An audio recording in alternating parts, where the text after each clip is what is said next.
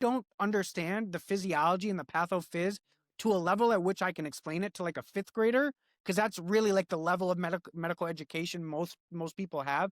If I can't do that, I'm doing my patient a disservice, right? And you are literally, you be the smartest doctor on earth, right? Like you could be able to decipher any lab value, any imaging, whatever. But if I can't explain it to the level at which the patient truly understands what's happening in their body so they can make an informed decision, I have failed my patient, right? That's Mhm. the way I think about it, right? So getting up there and being able to teach to someone else is going to solidify this information far beyond what you need for step 2 or step 1 or things like that. So another like really helpful thing, you don't have to be a tutor at your school. You don't have to get up in front of 100 people and tutor. Find a buddy and just teach, right? Say, hey, I'm going to teach you what I know about lupus. You're going to look up things online on ChatGPT, correct me. You're going to teach me about rheumatoid arthritis, right? Stuff like that. You don't even need a buddy. Now with ChatGPT being so good, I just teach ChatGPT and it course corrects me, right? Um, Mhm. so doing that, super duper powerful. Wow. Okay. So we've set the stage, and you've I am assuming the first NBME that you took for step one, 99%, right? Not quite that high, but I guess Okay. so. It's like in my head, right? So like I did all of U World, and then I Mhm. redid it. I'd also done boot camp in Amboss. So like I did well over like I probably did like 10 to 12,000 questions for step 1, which is probably more than most people would. But like I again like I wanted to understand and be really well versed on this stuff. And then I took I want to say I took the CBSE, which like our school makes us take. It's like a 200 question MBME style step 1 exam. I think it's like the basic science clinical exam or something, whatever. Right. I did that, and then I took 2 more like 200 question MBME exams, and I told myself I'll take the exam when I get a 90% on one of them. On the second one, I got a 90%.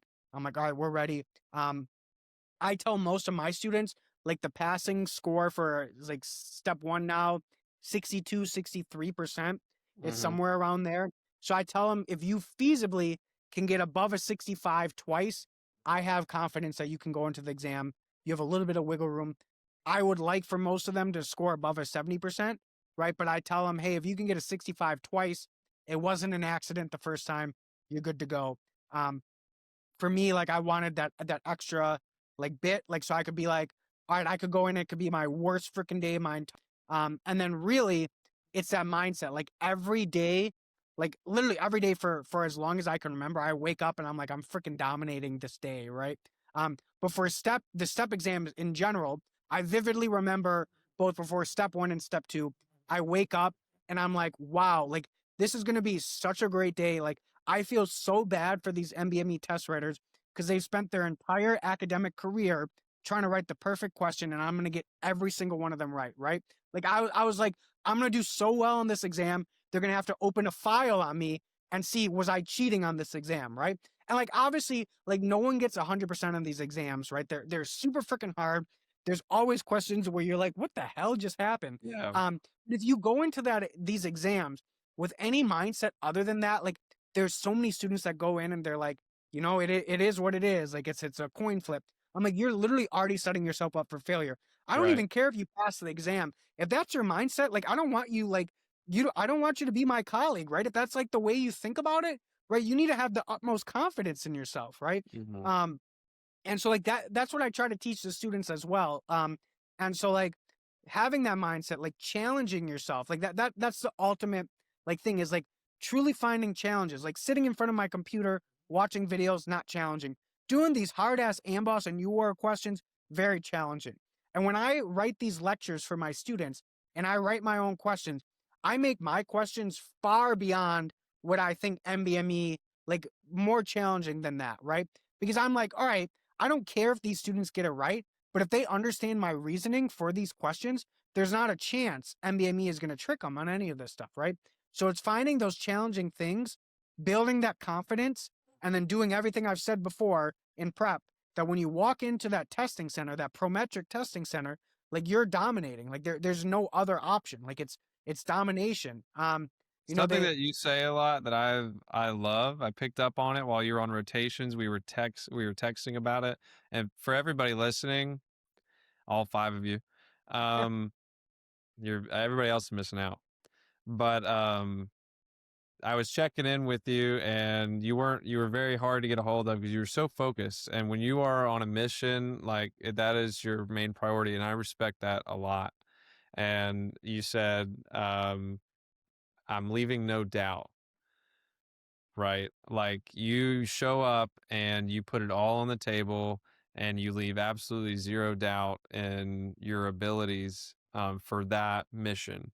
Mhm. And I respect that a lot. So where did that come from? Yeah, I mean that like my buddy and I back in college wrestling, we always used to say no leave no doubt and no prisoners. Like we're not Hmm. taking any, we're like literally just dominating. So that same wrestling coach, he this is actually it's a quick story, but like the Okay. reason I ended up getting into medicine, I went into college to wrestle. I didn't know what I was going to do, but that college wrestling coach, he actually ended up getting diagnosed with glioblastoma my second year, my sophomore year. Yeah. And this guy, he was assistant coach for the U.S. Olympic team before he came to our school. He was in his 60s and was more fit than like most of the people on the team. He was like literally like he was David Goggins. Like he is like true life. And Like what school right in was front of this? my eyes. This was my head wrestling coach. Um, Well, what school was this? oh, Cornell College in Iowa. Yeah. Oh, you're a Uh, Cornell boy. Okay. yeah. It's cool. Um, That's all right. so but so he used to tell us a story. Him and our assistant coach, they would tell us a story about how the Vikings way back when they would come to a new piece of land, they would burn their boats, and they would burn their boats because that would only give them one option, and the one option is either to pillage and like win the new land, or they would die. Right? It's either they gave themselves no retreat, and like the minute he like told me that story, I'm like, holy shit! Like this is like there's levels to this, right? Like Yeah. I would go into wrestling practice like before that, and like sometimes I would just go through the motions, and I'm like, this is why you lose, Adam. It's because you're just going through the motions. And the minute I'm like, we're not going through the motions,